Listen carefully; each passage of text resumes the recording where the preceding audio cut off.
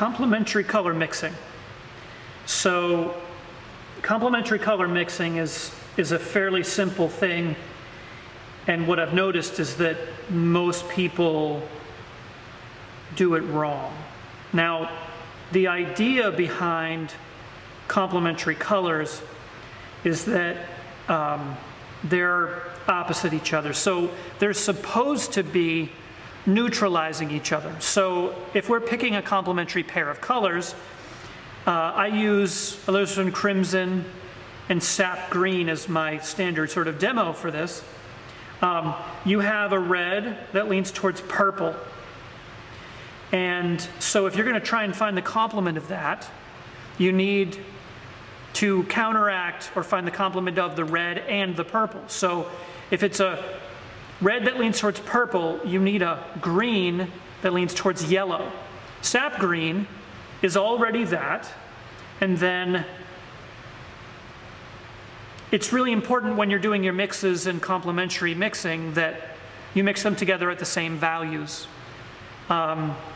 The reputation of mixing complementary colors is that when you put them together, they make brown. And sometimes they do. If you mix them together at different values, they almost always make brown. And that's great if you're trying to make brown, but we have brown paint and lots of really nuanced different brown paints. But we don't have that many really nuanced neutral grays and subtle reds and subtle greens. And so that's where the power of this starts to come in. So they're already the same value, but in order to see it, I'm going to make them both a little bit lighter.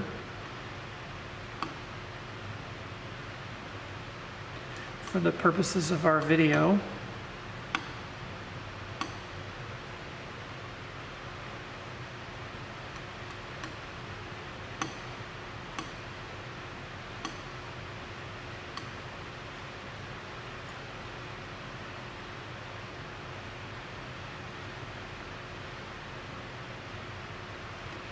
So the ultramarine, or the titanium white here, cooled this off quite a bit. It probably should be a little yellower than we're seeing it on the palette here, but so if we bring these two together and we push it more towards green, see, the idea behind a complementary mix is that the two colors neutralize each other. So if this green has mostly green but a tiny bit of just the right color, it will dull it down without changing the hue. And that's what we're getting here, right? It's slightly warmer, and the value does look a little bit darker. There we go. So that's right on the money. And when we take a little of this, and we bring it over here, we get the same thing.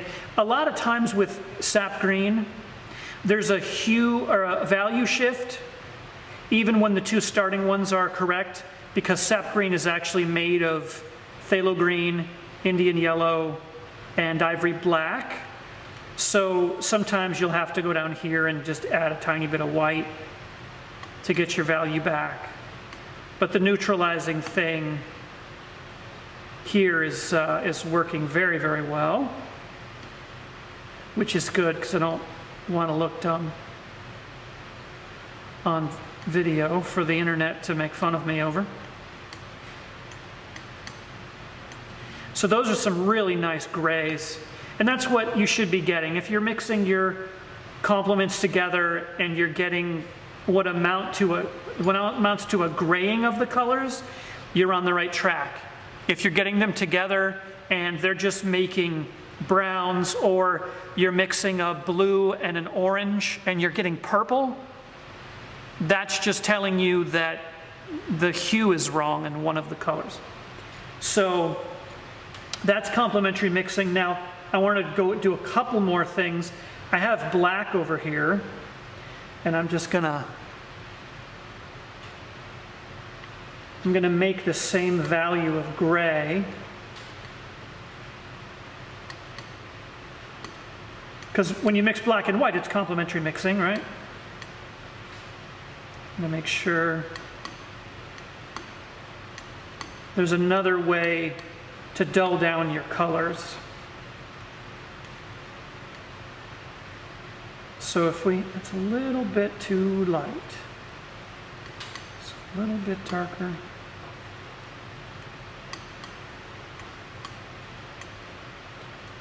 So if we have our red on this side, and we bring just a tiny bit of that gray in, looks like it was a little dark. We get a similar color to this, except it's cooler, which is what we'd expect because ivory black works as a blue. And then we can take the same color and do it over here, and we get a graying down of the green, and it's just slightly bluer. Now, I was playing around the other day with a couple different colors. I was painting glass, and so I was using phthalo green. And I probably shouldn't have been, but I kind of wanted to try this out, and if we do it on the fly, it might be instructive. Now I know that these two colors are not proper complements, but it's worth taking a second to just do this on the fly. So we have a green here that is a green that leans towards blue. So if we're looking for a red, we're going to need a red to counteract the green, and we're going to need a red that leans towards orange to counteract the blue. This is a Shimki Mussini. That's the brand, if you've never heard of that one. It's kind of an unusual Italian brand, at least in the US. Vermillion. It's not a real vermilion. But vermilion is, any color that's called vermilion is supposed to be a little bit more on the orange side. So I wanted to try this out. It's not the color I was using the other day, but it is close. So let's make our phthalo the same value as our color over there. Looks like I'm going to need more phthalo. And for those of you who are just watching this and aren't in my class, or if you're watching it out of order, Phthalocyanine Green is one of those colors that is so strong in mixes, it can be problematic. But for stuff like this, it can be kind of fun. So that looks still like it's a little bit light. Now it's a little bit too dark. We'll get there.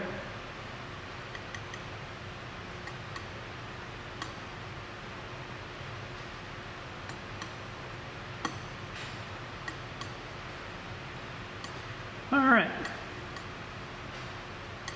Now if we bring these two together, see how it's shifting towards purple? That's telling us that they're not really complements. And that doesn't disqualify them, and see how dark it got? There's really very little reason for that to have happened. And I think the reason it happened is because the Shimki Mussini people put a bunch of different reds together to make the red. So I'm going to add some white to it to try to get the value back. And you can see right off the bat how much trouble this is compared to this, which was just all the colors looked beautiful effortlessly. Here we're having to add white because the two valued colors, or the colors that were the same value, now they're not as soon as we mix them. All sorts of trouble. And like I said, that doesn't disqualify these colors, but it does give you a heads up as to the disasters that can ensue, but when they're starting out as slightly off in terms of complement. But if you're willing to put up with some of those problems, look how beautiful some of these colors we're getting are. These are not colors that we would normally associate with taking a red or making it darker, or just in a general sense dulling it down. We have some, and we haven't even done green yet. We're getting some really awesome colors over here.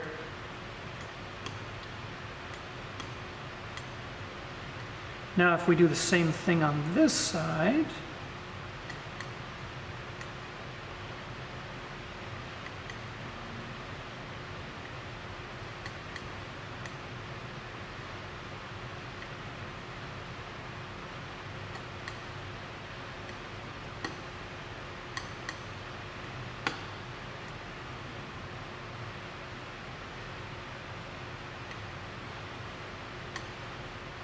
making them a little bit redder towards the center.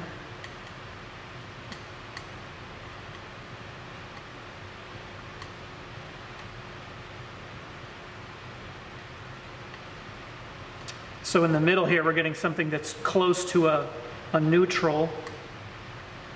But over here, and again, we can make it a little bit lighter so we can see it. At the value that we had intended it, that's a pretty good neutral. And then as we go this way, we can allow it to get greener. And just have the tiniest bit of that red in it.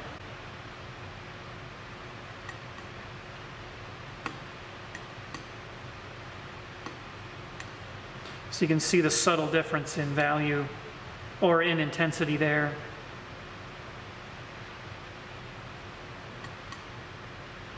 From the original color to this one.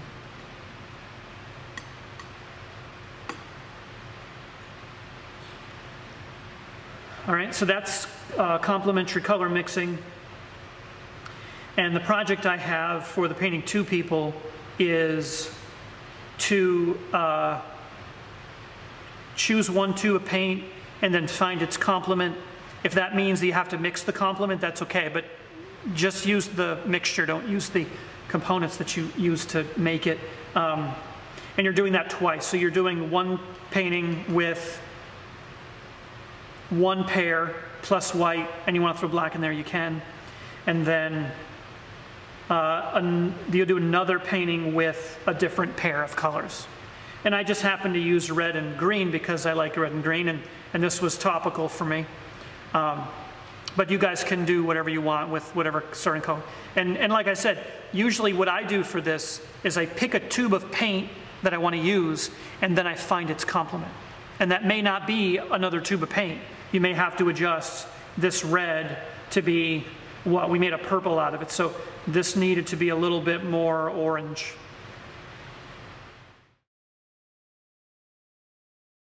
Since the first part was, I just did nothing but reds and greens, I thought I would do a quick blue and orange.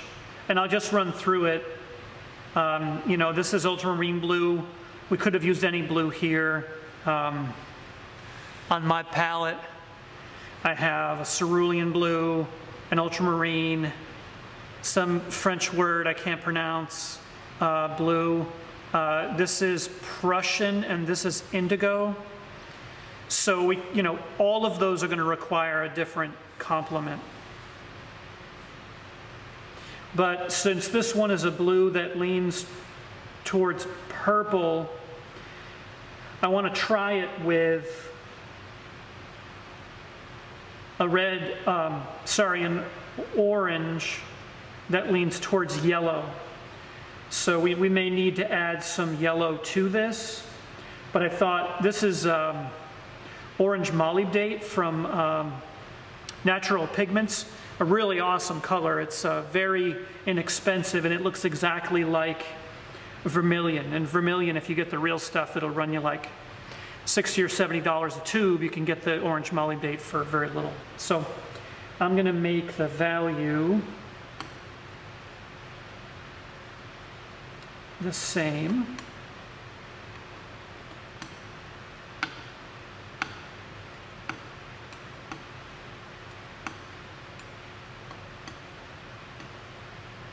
It's looking a little dark.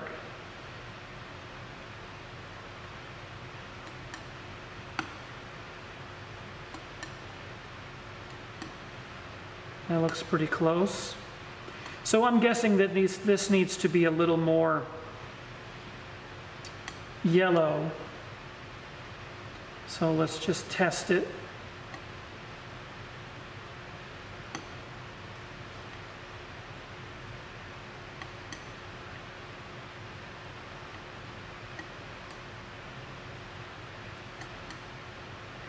We're getting some really nice colors. The question is, are they neutralizing properly? And for the most part, they are.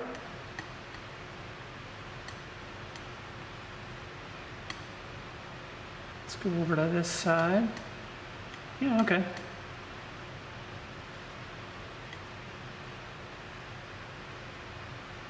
We're not getting some crazy brown. We're not getting a huge shift towards purple.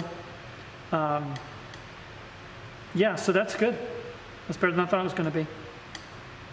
So the next one is going to be more troublesome, but I wanted to do a purple and a yellow.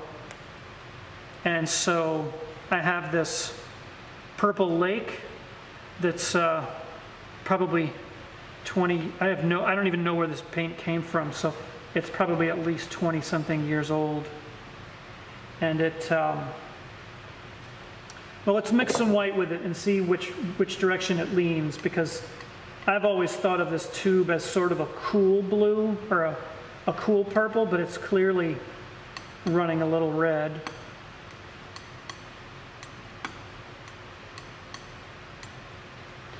So, okay, so the yellow I had picked out is not the right one. So let's go with this. This is lemon yellow. And we need to lighten the purple quite a bit in order to get it to be the same value as our yellow over there. But I also wanted to compare the two because when you're trying to take the intensity out of yellow, sometimes you just don't have a purple that's, or let's say if you're trying to take the intensity out of a purple and your purples are all dark, well, that isn't going to be any good. So you might, with this pair, since their values are so different, you might end up using black as a gray to dull them down. So we'll do that too. Let's see, this is pretty close.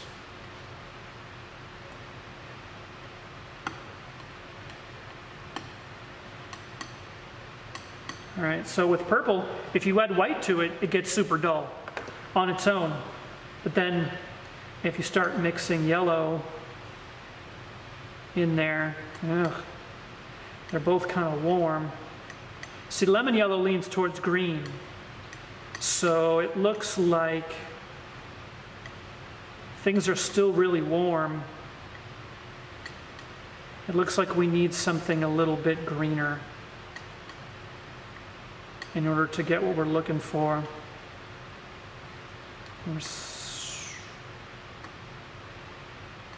Some interesting colors, but they're a little browner than I would expect. So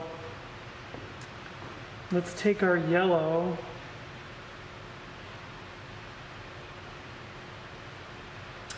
and make it the tiniest bit greener. I have some phthalo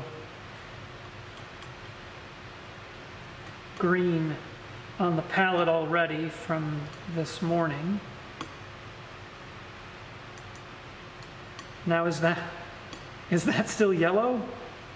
It is not. So we need more of the lemon yellow.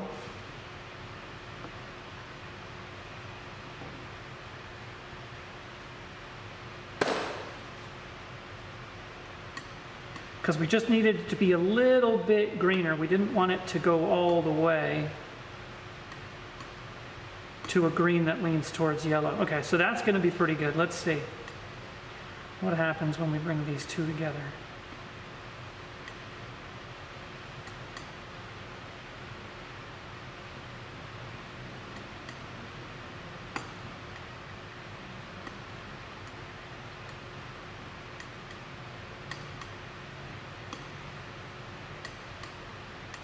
pretty much the same thing.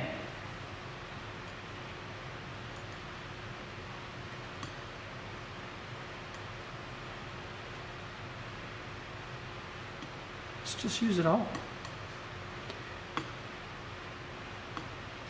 If this doesn't work out, that's okay. We learned something.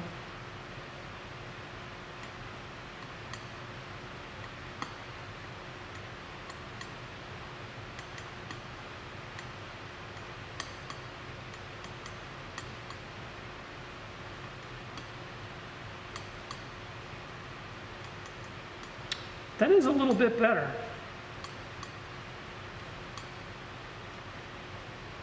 So, anyway, we got some interesting results here, and these are still complements, and it's not like it's going totally towards brown. There is quite a lot of nuance in here. So, the idea behind these complementary mixing projects is that it just gives you a chance to isolate them and then find out what their potential is. And every time you do a pair, that becomes an experience that you have that you can bring to your regular palette. And what we usually do is we have you do a couple of these exercises, and then the following week we'll have you use the full palette, but your goal is to use this complementary mixing idea on the fly instead of setting it up. So you'll just be painting and you'll see a green and you'll be like, well, you know, the complement of that is whatever red, and you bring that in. So there's a lot of practicality to this, and it's sort of the next step after the sort of